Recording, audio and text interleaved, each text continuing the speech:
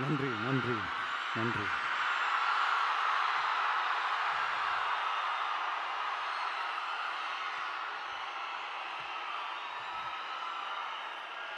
நான் போன மீட்டிங்கில் வேலூரில் பேசும்போது சொல்லியிருந்தேன், தமிழ்நாடு தான் விஜய், விஜய் தான் தமிழ்நாடு அப்படின்னு நான் சொல்லியிருந்தேன். அது ஏன் அப்படி சொன்னேன் அப்படின்னா, தமிழ்நாட்டு மக்களுடைய ஒரே பிரதிநிதியாக, உண்மையான ஒரு பிரதிநிதியாக நாம் மட்டும்தான் இருக்கிறோம் அப்படின்றதுக்காக தான் அப்படி நான் சொன்னேன். அப்புறம் அந்த தேர்தல் பற்றியும் நான் சொல்லியிருந்தேன்.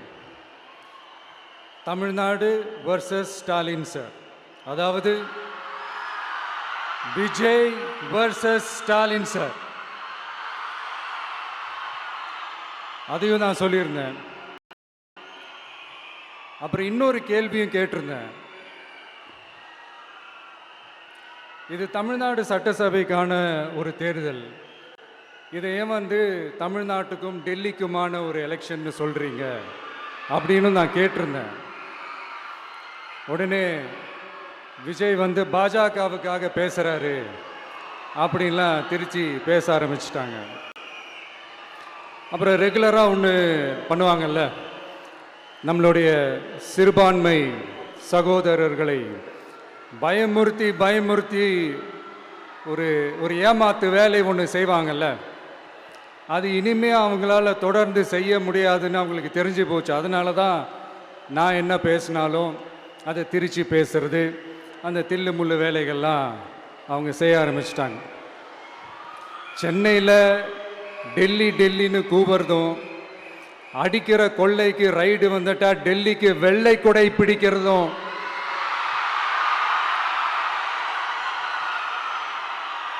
இதெல்லாம் யாருன்னு உங்களுக்கே நல்லா தெரியும்.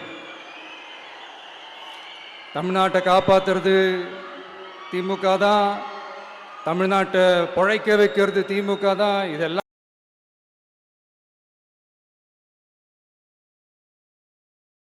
பண்றது திமுக தான், ஸ்டாலின் சார் தான். இதெல்லாம் ஒர்க் அவுட்டே ஆகாது பாஸ்.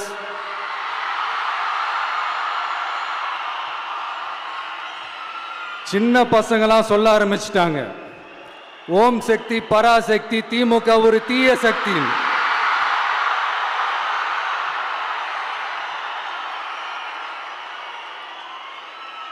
அதனால இந்த தமிழ்நாடு இன்னொன்று வேற ஒன்று சொல்றாங்க. அது என்னடான்னா, தமிழ்நாட்டு அணி டெல்லி அணியா.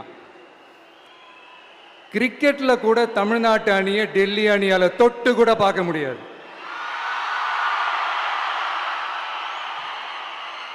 அப்படி இருக்கும்போது கிரிக்கெட்லையும் விசில போடுறது தமிழ்நாடு தான், சிஎஸ்கே.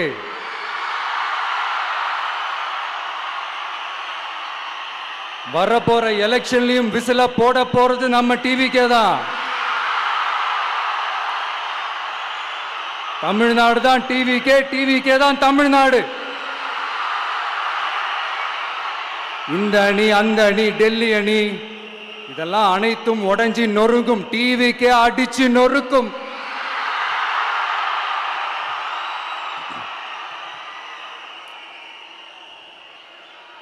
எனக்கும் என்னுடைய மக்களுக்கும் நடுவுல வேற யாராலையும் உள்ள நுழையவே முடியாது.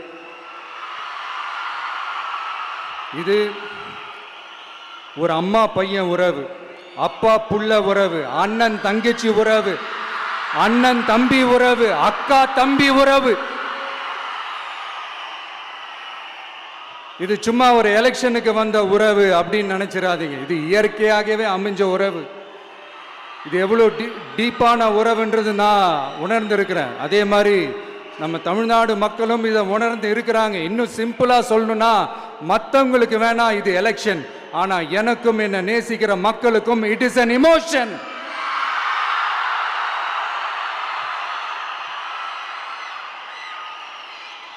And it is not an ordinary emotion. It is a powerful oceanic emotion. இப்படி இருக்கும்போது வீட்டுக்கு வீடு விஜய், தமிழ்நாட்டுக்காக விஜய், வெற்றி பேரணியில் தமிழ்நாடு, இதெல்லாமே 100% இந்த எலெக்ஷன்ல அது ப்ரூவ் ஆகும்.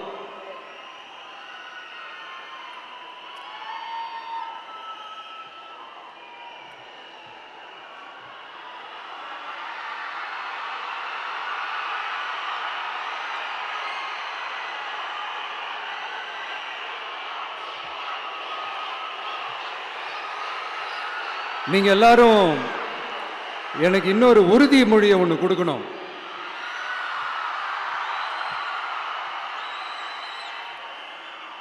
ஊழலற்ற உண்மையான சமூக நீதியை நிலைநாட்ட நம்ம ஆட்சியை அமைப்பீங்க தானே? உங்களை தான் கேட்கிறேன், நம்ம ஆட்சியை அமைப்பீங்க தானே? இந்த விஜய்க்கு ஒரு வாய்ப்பு கொடுப்பீங்க தானே? உண்மையிலே கொடுப்பீங்க தானே? இந்த விஜய நம்புறீங்க தானே? ஒவ்வொரு வீட்லயும் விசில் சத்தம் கேட்கும் தானே? அந்த விசில் சத்தம் ஒவ்வொரு பூத்திலையும் புயலா ஒலிக்கும் தானே?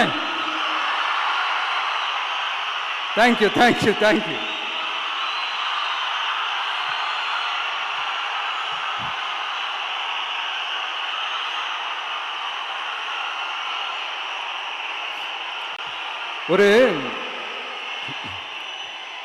ஒரு டாக்டர் இருக்காருன்னா நாம் எப்போ அவரை பற்றி யோசிப்போம்? இப்போ நமக்கு ஏதாவது உடம்பு சரியில்லை அப்படின்னா அவரை யோசிப்போம், அவர் ஞாபகம் வரும். அது மாதிரி நமக்கு ஏதாவது ஒரு பிரச்சனை அப்படின்னா ஒரு வக்கீலை தேடிப்போம், அவர் ஞாபகத்துக்கு வருவார். இது மனித இயல்பு. அந்தந்த பிரச்சனை வரும்போது நம்ம அவங்கவுங்கள தேடி போவோம். ஆனால் ஆன் அ டெய்லி பேசிஸ் நம்ம சும்மா சாப்பிடும் போது கூட நம்மளை அறியாமல் ஒருத்தவங்களை பற்றி நினைப்போம், நம்மளை அறியாமல் அவங்களுக்கு நாம் நன்றி சொல்லுவோம். அந்த மதிப்பிற்குரிய அந்த மனிதர்கள் வேற யாரும் இல்லை, விவசாயி, விவசாயி, விவசாயி.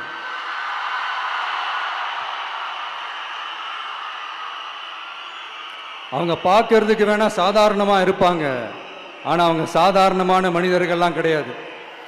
இந்த உலகத்தையும் மனிதர்களையும் படைச்சது கடவுள்னு சொல்லுவாங்க, ஆனால் அந்த கடவுளுக்கே படையல் போடுற உயர்ந்த மனிதர்கள் தான் நம்ம விவசாயிகள். இந்த பூமியில உயிர் இருக்குது, இந்த பூமியில பூ பூக்கும், காய் காய்க்கும், பூத்து குலுங்கும்னு இந்த பூமியை அழகா காட்டி இந்த பூமியை சாமி ஆக்கிறதுல இயற்கையோட சேர்ந்து நம்ம விவசாயிகளுக்கும் ஒரு முக்கிய பங்கு ஒன்று இருக்குது. அதனால நான் ஏதோ ஓவரா ஏதோ சொல்றேன்னு நினைக்காதீங்க. எனக்கு இந்த அடுத்த ஜென்மம் மறுபிறவியை பற்றியெல்லாம் எனக்கு தெரியாது. அது உண்மை அப்படின்னா அடுத்த ஜென்மத்தில் நான் ஒரு விவசாயி குடும்பத்தில் பிறக்கணும்னு ஆசைப்படுறேன்.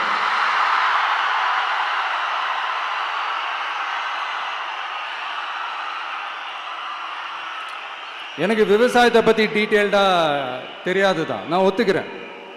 அதனால் மற்றவங்க மாதிரி நானும் டெல்டாக்காரன் தான் அப்படின்னு உங்கள் காதில் டால்டா ஊத்தலாம் நான் வரல. எனக்கு விவசாயத்தை பற்றி டீட்டெயில்டாக தெரியலனா கூட அவங்க படுற கஷ்டங்களை பற்றி எனக்கு நல்லாவே தெரியும். நம்மளுடைய முதல் அரசியல் பயணம் தொடங்கினதே அந்த பரந்தூர் விஷயத்தை கையில் எடுத்து தான். அதனால் நம்மளுடைய இந்த ஆட்சி அமைஞ்சதும் தீர்க்க வேண்டிய முக்கியமான பிரச்சனைகளில் நம்மளுடைய விவசாய பிரச்சனைகளும் ஒன்று. முதல்வர் அவர்களுக்கு இந்த மாதிரி நீங்கள் அது செஞ்சிட்டேன் இது செஞ்சிட்டேன் அப்படின்னு நிறையா பெருமையாக சொல்லிக்கிறீங்களே, ஒரு அடிப்படை ஒரு பிரச்சனையை பற்றி ஒன்று பேசுவோமா?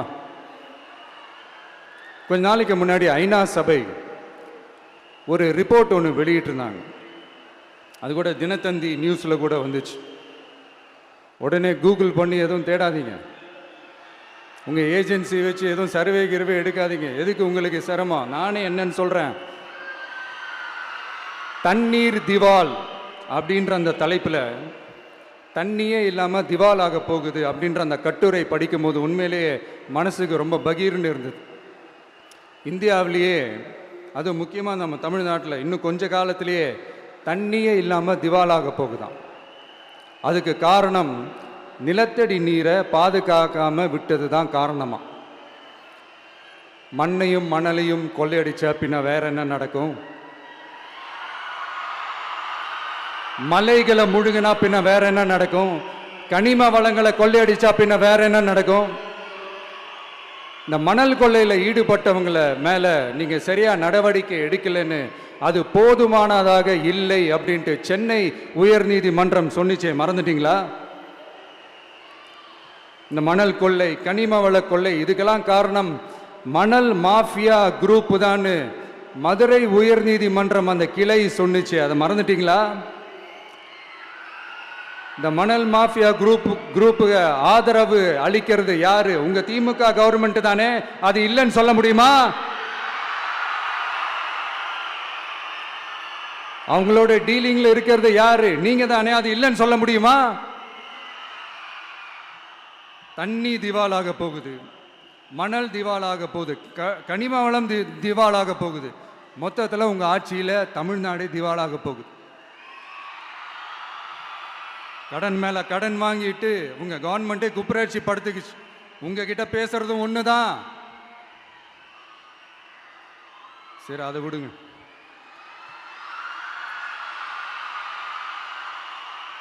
நம்ம விவசாயிகள் கஷ்டப்பட்டு விளைய வச்ச அந்த நெல்லெல்லாம் மழையில் நனைஞ்சி வீணா போச்சே. டெல்டாக்காரன்னு சொல்லிக்கிற நீங்க அதை எதாவது கவனிச்சிங்களா? அவங்களுடைய போராட்டம் எதுக்காவது கூட போய் நின்றுக்கிறீங்களா? கூண்டாஸில் மட்டும் போடுவீங்க. இதானே உங்களுடைய அந்த சாதனை. பரந்தூர் பிரச்சனை, உங்களுடைய உண்மையான நிலைப்பாடு என்ன? மேல்மா விஷயத்தில் உங்களோட உண்மையான நிலைப்பாடு என்ன? தமிழகத்தில் இருக்கிற எல்லா ஆறுகளையும் இணைப்போம், இந்தியாவிலேயே நாங்கள் தான் அதை பற்றி ஃபஸ்ட்டு யோசித்தோம் அப்படின்னு பெருமையாக சொல்லிக்கிற இந்த திமுக கவர்மெண்ட் அவங்களுடைய நாக் என்னன்னு சொல்லவா? இந்த மாதிரி பெரிய பெரிய திட்டங்கள்லாம் ஆட்சிக்கு வந்த உடனே செய்ய மாட்டாங்க. அந்த ஆட்சி முடிகிற டைமில், அந்த கடைசி 6 மாதம், அந்த 1 வருஷம், அந்த 1.5 வருஷத்தில் அதுக்கான திட்டத்தை கொண்டு வருவாங்க, அதுக்கான அடிக்கலை நாட்டுவாங்க. அதுக்கப்புறம் எலெக்ஷன் வரும், தோத்துருவாங்க. கேட்டால் எங்கள் ஆட்சி தான் முடிஞ்சிருச்சே அப்படின்னு நாடகம் ஆடுவாங்க. இல்லை, நான் தெரியாமல் தான் கேட்குறேன். மக்கள் மேலே உங்களுக்கு உண்மையிலே அந்த அக்கறை இருந்துச்சுன்னா ஆட்சிக்கு வந்த உடனே இந்த மாதிரி பெரிய பெரிய திட்டங்கள்லாம் ஸ்டார்ட் பண்ண வேண்டியது தானே. அதனால் ஆட்சி முடியும் போது அடிக்கல் நாட்டுறது. ஓட்டுக்காக என்னென்னலாம் பேசுவீங்க, ஆனால் மக்கள் இதெல்லாம் நம்புறதுக்கு அவங்கன்னா ஏமாளிங்க நினச்சிங்களா? மக்களே, நம்மளுடைய ஆட்சி அமைஞ்சதும் இந்த மாதிரி பெரிய பெரிய திட்டங்கள்லாம் உடனே ஸ்டார்ட் பண்ணுவோம். அதை அந்த 5 வருஷத்துக்குள்ள அதை முடிக்கவும் ட்ரை பண்ணுவோம். ஸோ இப்படிலாம் நம்ம பேசினா காவிரி பிரச்சனையில் உன் கருத்து என்ன, முல்லை பெரியார் பிரச்சனையில் உன் கருத்து என்ன, இப்படிலாம் அதெல்லாம் பற்றி உனக்கு என்ன தெரியுமா அப்படின்னு கேட்க ஆரம்பிச்சிருவாங்க. ஐயா, உலக மகா மேதைகளே, ROV, ரிமோட்லி ஆப்ரேட்டட் வெஹிக்கிள், அதை வச்சு தண்ணிக்குள்ளேயே போய் அணைகளோட உறுதித்தன்மையை ஆராய்ச்சி பார்க்குற வரைக்கும் நான் எல்லாம் தெரிஞ்சு தான் வச்சிருக்கிறேன். ஒருத்தன் சைலண்டாக இருக்கான், அமைதியாக இருக்கான்னா உடனே அவனுக்கு எதுவுமே தெரியாதுன்னு நினச்சிடாதீங்க. சும்மா கருத்து சொல்லிக்கிட்டு கம்பு சுற்றிக்கிட்டு இருந்தால் எல்லாமே நடந்துருமா? நசன் பேசி அதை கேட்டு மக்கள் வெறுத்து போயிட்டாங்க. உருப்படியா ஏதாவது யோசிங்கயான்னு மக்கள் நினைக்கிறத யாருக்கு தெரியுதோ தெரியலையோ, எனக்கு அது நல்லாவே தெரியுது. உரிய இடத்துக்கு போய் சம்பந்தப்பட்டவங்களோட பேசி அதுக்கான சொல்யூஷன் என்னன்னு தெரிஞ்சுக்கிட்டு அதை ப்ராப்பராக எக்ஸிக்யூட் பண்ணணும். அடுத்து நம்மளுடைய கடல் விவசாயிகளான நம்மளுடைய மீனவர்களுடைய பிரச்சனைக்கு அப்பப்போ எந்திரிச்சு கடிதம் எழுதிட்டு திரும்ப தூங்க போயிடுவார். அவ்வளோதான், அதோட அது அப்படியே கிடக்கும். மானே, தேனே, பொன்மானே, இப்படிலாம் கடிதம் எழுதுறதெல்லாம் வேலைக்கே ஆகாது. ஒன்றிய அரசுக்கு அந்த உண்மையான உணர்வுபூர்வமான அந்த அழுத்தத்தை கொடுக்கணும். நம்ம மீனவர்கள் மேல அவங்க கையே வைக்கக்கூடாது, கையே வைக்க விடக்கூடாது. அவங்களுக்கான அந்த பாதுகாப்பு பக்காவா இருக்கணும். அதுதான் நம்மளுடைய ஒரே அஜெண்டா. மீனவர்களே, அடுத்து நம்மளுடைய ஆட்சி தான். கவலைப்படாதீங்க, தைரியமா இருங்க. உங்களுக்கான பாதுகாப்பு பக்காவா இருக்கும். இப்படி இருக்கும்போது அடுத்ததும் நாங்க தான் அப்படின்னு சிஎம் சார் சொல்லுவாங்க. அதெல்லாம் நடக்கவே நடக்காது. 2வது முறை வந்ததெல்லாம் சரித்திரமே கிடையாது. இந்த சைனால கிரேட் வால் ஆஃப் சைனா கேள்விப்பட்டிருப்பீங்க. அதோடைய நீளத்தை விட பெரிய டாஸ்க் இது. ஆனானப்பட்ட அவங்க அப்பாவாலே முடியல.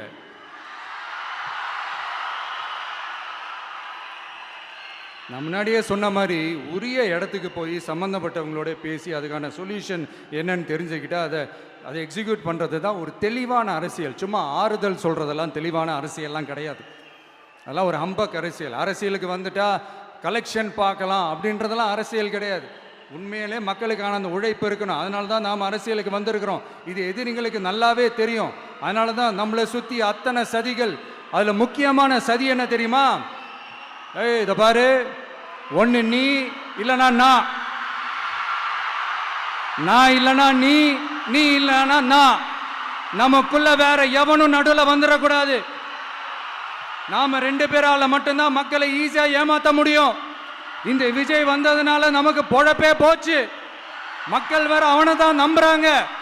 நாம வெளியே அடிச்சுக்கிற மாதிரி அடிச்சுக்கிட்டாலும் உள்ள நம்மளுடைய டீலிங் பக்காவா இருக்கணும். மக்களோட ஃபீலிங்ஸை பற்றிலாம் நமக்கு கவலை இல்லை. நமக்கு டீலிங் தான் முக்கியம்.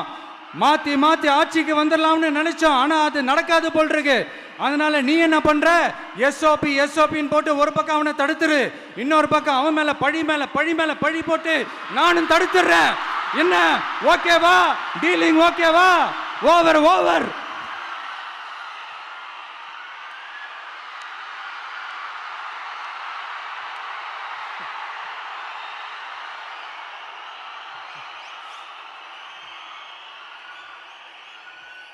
இல்லைங்க, உண்மையிலேயே சிரிக்கிறதா என்ன பண்ணுறதுன்னு எனக்கு தெரியல. உண்மையிலே இப்படி தான் இருக்கு அவங்க டீலிங்லாம்.